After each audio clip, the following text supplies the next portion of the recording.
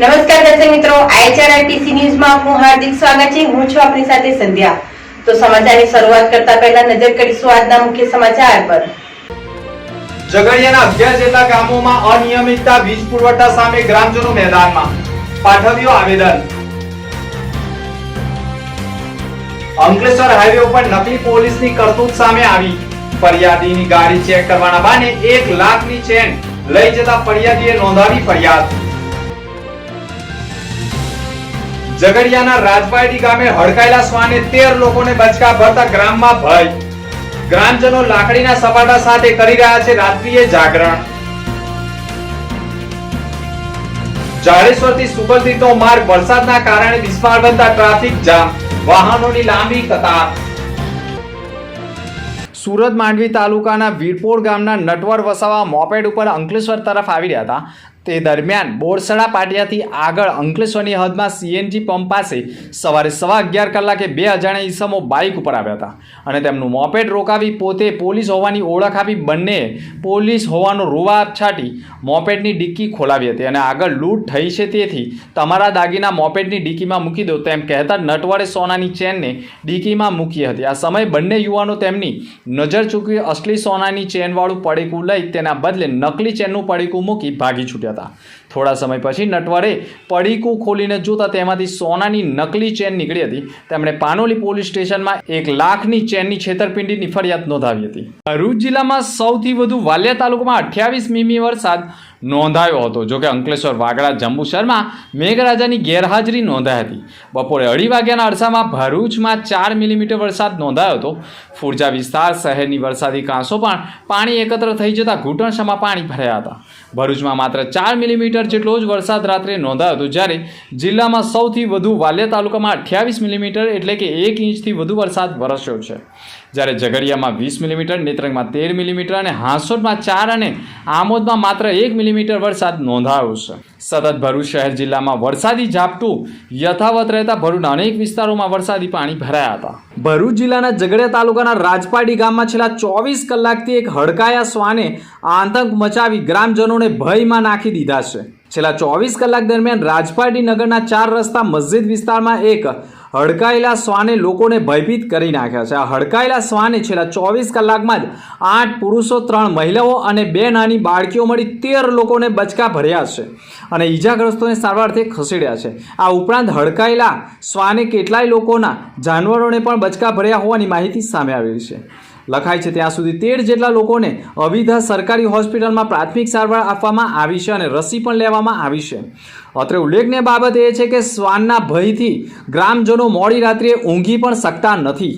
મોડી રાત સુધી તેઓ લાકડીના સપાટા દંડા સાથે પહેરો કરી રહ્યા છે અને હડકાયેલા શ્વાનને પકડવાના પ્રયાસ કરી રહ્યા છે. પરંતુ એ પણ જાણવા મળી રહ્યું છે કે હડકાયેલું શ્વાન મરી ગયું હોવાની માહિતી મળી રહી છે. પરંતુ હાલ તો ગ્રામજનોમાં ભયનો માહોલ ઊભો થઈ ગયો છે. અંકલેશ્વરના કાપોદ્રા ગામમાં આવેલા શ્રીઘર વિલા સોસાયટીમાં બંધ મકાનને તસ્કરોએ નિશાન બનાવી સોનાના ગહેણા અને રોકડા રૂપિયા 15,000 મળી અંદાજે મોટી ચોરી ઉપર હાથ ફેરો કર્યો છે. ચોરીની ઘટના CCTV કેમેરામાં કેદ થઈ છે. અંકલેશ્વરના કાપોદ્રા ગામમાં આવેલા શ્રીઘર વિલા સોસાયટીમાં રહેતા પ્રતિમા યાદવ કાલે સાંજે પોતાના પતિ સાથે મકાનોના દરવાજાને તાળું મારી બહાર ગયા હતા અને તે દરમિયાન તસ્કરે તેઓના બંધ મકાને નિશાન બનાવ્યું હતું. તસ્કરે બારી વટે મકાનમાં પ્રવેશ કરી અંદર રહેલા સોનાના ગહેણા, રોકડા રૂપિયા 15,000 તેમજ મુદ્દામાલની ચોરી કરી ફરાર થઈ ગયા હતા. સમગ્ર મામલો અંકલેશ્વર GIDC પોલીસ મથકે પહોંચતા પોલીસે CCTVમાં દેખાતા તસ્કરને ઝડપી પાડવાની કવાયત કરી છે. છેલ્લા 3 મહિના ઉપરાંત એટલે કે 4/3/2024ના રોજ કલેક્ટર ભરૂચ જિલ્લા અંકલેશ્વર શહેરી વિકાસ સત્તા મંડળ અંકલેશ્વર મામલતદાર સહિત ગડખોલ ગ્રામ પંચાયતના સરપંચને સંબંધિત સત્યમ રેસિડેન્સીના રહીશો દ્વારા પોતાની સોસાયટીની દિવાલને અડીને આવેલ ખુલ્લી ગટર બાબતે રજૂઆત કરી હતી. પરંતુ આજ દિન સુધી તેઓની રજૂઆતને ધ્યાને ન લેતા અંતે ગઈકાલે રાત્રે થોડા વરસાદમાં જ સોસાયટીની દિવાલ ધારાશાયી થવા પામી હતી. જોકે સદનસીબે કોઈ જાનહાનિ થવા પામી ન હતી. અંતે લખવું ઘટે છે કે રજૂઆતોને યોગ્ય રીતે ધ્યાને લેવામાં આવે તેવી માંગ કરી છે. આ દિવાલ ધરાશાયી થતાં અટકી ગઈ હોત અને બાજુમાં આવેલા જમીન ધારકે પણ યોગ્ય રીતે ગટરનું કાજ કરાવેલ નથી, જેના કારણે સોસાયટીના લોકોને હાલાકી ભોગવવી પડી રહી છે. દિવાલ ધસી પડવા સાથે ભરાયેલા વરસાદી પાણીમાં પણ મચ્છરોના ઉપદ્રવથી સ્થાનિકોને ભયંકર રોગચાળાની દહેશત સતાવી રહી છે. ગુજરાત રાજ્યની નવી શિક્ષણ નીતિ અનુસાર GCSમાં અનેક વિદ્યાર્થીઓને પ્રવેશ મળ્યો નથી, જેથી પ્રવેશ વિદ્યાર્થી વંચિત માટે ફરીથી નવો શરતથી પ્રવેશ પ્રક્રિયા શરૂ કરવામાં આવે તેમજ પોર્ટલમાં એક ક્ષતિઓ છે તે સુધારવામાં આવે એ જ માંગ સાથે વિદ્યાર્થી નેતા યોગી પટેલ, પૂર્વ GS હર્ષિલ પરમાર, આગેવાન નકુલ સોલંકી તેમજ મોટી સંખ્યામાં વિદ્યાર્થીઓએ હાજરી આવેદનપત્ર પાઠવ્યું હતું. જેપી કોલેજના આચાર્ય અને શિક્ષણ મંત્રીને રજૂઆત કરવામાં આવી છે. સૌપ્રથમ ગુજરાત સરકાર દ્વારા આ પ્રકારની વ્યવસ્થા કરવામાં આવી હોવાને કારણે તેના વિદ્યાર્થીઓ આ પ્રવેશ પ્રક્રિયાને સમજી શક્યા ન હતા તેમજ પોર્ટલની કનેક્ટિવિટી ન હોવાના કારણે પણ ઘણા વિદ્યાર્થીઓ આ ફોર્મ ભરવાથી વંચિત રહી ગયા છે. ગુજરાત કોમન એડમિશન સર્વિસ તેમજ કોલેજોના વચ્ચે ગેરસમજના કારણે ઘણા વિદ્યાર્થીઓને પ્રવેશ માટે તકલીફો પડી રહી છે તેમજ જે આરક્ષણ વિદ્યાર્થીઓ છે અને વધુ ટકાવારી છે તે વિદ્યાર્થીઓને જનરલ કોટામાં એડમિશન આપવામાં આવે તેવી આરક્ષણ માટે ખરેખર જરૂરિયાત વિદ્યાર્થીઓ છે તે લોકો આરક્ષણ કોટામાં એડમિશન મેળવી શકે છે. ભરૂચ જિલ્લાના ઝઘડિયા તાલુકા મથકે આવેલ વીજ કંપનીની કચેરીના તાંબા હેઠળ ઝઘડિયાથી લઈ મૂળજ સુધી, ઝઘડિયાથી લઈ ધારોલી પંડવાણિયા સુધી સબ સ્ટેશન તથા ફીડરો કાર્યરત છે.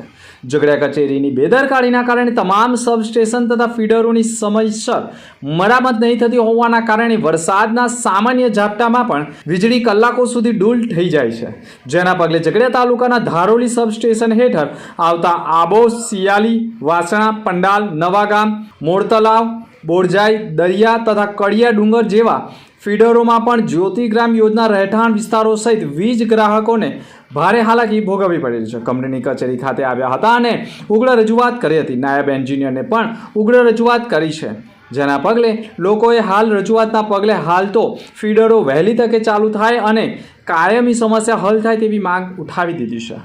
જાડેશ્વર ચોકડીથી જૂના તવડા સુધીના મુખ્ય માર્ગને અડીને આવેલા ટ્રાવેલ્સોના પાર્કિંગથી લોકો ભારે પરેશાન થઈ ગયા છે. 2000 બસ કરતાં વધુ લક્ઝરી બસો અહીં પાર્કિંગ થાય છે. ભરૂચની પૂર્વ પટ્ટી ઉપર નવા ભરૂચનું નિર્માણ થઈ રહ્યું છે, પરંતુ અહીં તો પૂર્વ પટ્ટીના લોકોને ભારે તકલીફોનો સામનો કરવો પડતો હોય છે. રોજબરોજ સવારે 7 વાગ્યાથી લઈ 9 વાગ્યા સુધી સતત ટ્રાફિક જામથી શાળા કોલેજે જતા વિદ્યાર્થીઓ, ધંધા રોજગાર અર્થે જતા લોકોને ભારે હાલાકી ભોગવવી પડી રહી છે. જાડેશ્વર ચોકડીથી જૂના તવડા સુધી મુખ્ય માર્ગ અડીને ટ્રાવેલ્સોના બસોના મોટા પાર્કિંગો આવેલા છે. પાર્કિંગમાંથી દરરોજ સવારે 7 વાગ્યે શેડ્યુલ સમયે એક સાથે બસો નીકળતી હોય છે, જેના કારણે સતત ટ્રાફિક જામની સમસ્યા સર્જાઈ રહી છે. એક સાથે 200થી વધુ બસો નીકળતા પૂર્વ પટ્ટીના જાડેશ્વર ચોકડીથી જૂના તવડા સુધીના માર્ગો પર ટ્રાફિક જામ વળી રહ્યો છે, જેના કારણે ટ્રાફિક જામની સમસ્યા માથાના દુખાવા સમાન સાબિત થઈ રહ્યું છે. ભરૂચ ખાતે ગત તારીખ 21 થી 23 જૂન 2024 દરમિયાન લવ ઓલ ટેનિસ એકેડમી ખાતે national level tennis premium league ટુર્નામેન્ટનું આયોજન કરવામાં હતું. આ ટુર્નામેન્ટમાં અંડર 12 અને અંડર 14 અને ઓપન કેટેગરી ભાઈઓની યોજાઈ હતી, જેમાં ખેલાડીઓ વડોદરા, સુરત, અમદાવાદ, મુંબઈ સહિતના ખેલાડીઓએ ભાગ લીધો હતો. ટેનિસ પ્રીમિયમ લીગ ટુર્નામેન્ટમાં આખા વર્ષ દરમિયાન અલગ અલગ સ્થળોએ યોજાતી હોય છે, જેમાં પ્રથમ વખતનું આયોજન ભરૂચ ખાતે કરવામાં આવ્યું હતું. આ ટુર્નામેન્ટમાં અંડર 12 ભાઈઓના ભરૂચમાં પણ બંને ખેલાડીઓ વચ્ચે ટક્કર રહી હતી, જેમાં કશ્યપ પટેલે અંકલેશ્વરના વેદાંતસિંહને હરાવી વિજેતા થયો હતો, જ્યારે અંડર 12 બહેનોના વડોદરાથી વજુઓ ખાન વિજેતા અને અમદાવાદથી વરિષા શાહ રનર્સ અપ થઈ હતી. આ સાથે અંડર 14 ભાઈઓમાં પણ કશ્યપ પટેલ વિજેતા અને નિવાન શાહ રનર્સ રહ્યા હતા.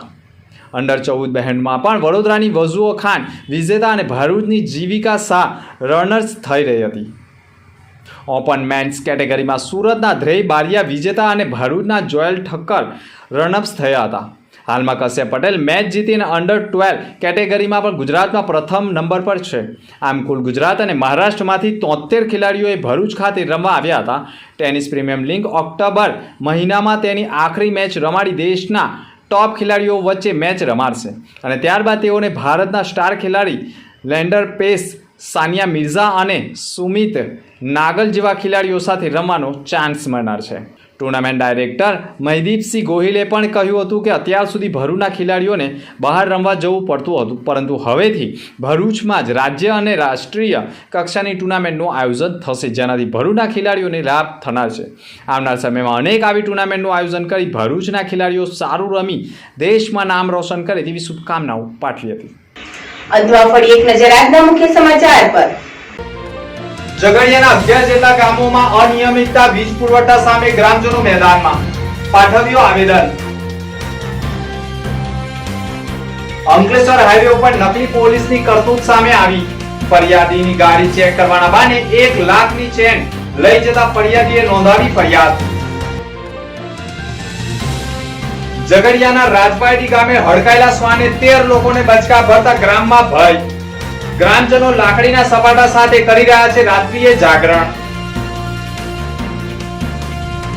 જાડેશ્વરથી સુગલતીનો માર્ગ વરસાદના કારણે બિસ્માર બનતા ટ્રાફિક જામ, વાહનોની લાંબી કતાર. તો આ હતા અત્યાર સુધીના સમાચાર. નવા સમાચાર સાથે ફરી મળીશું. નમસ્કાર.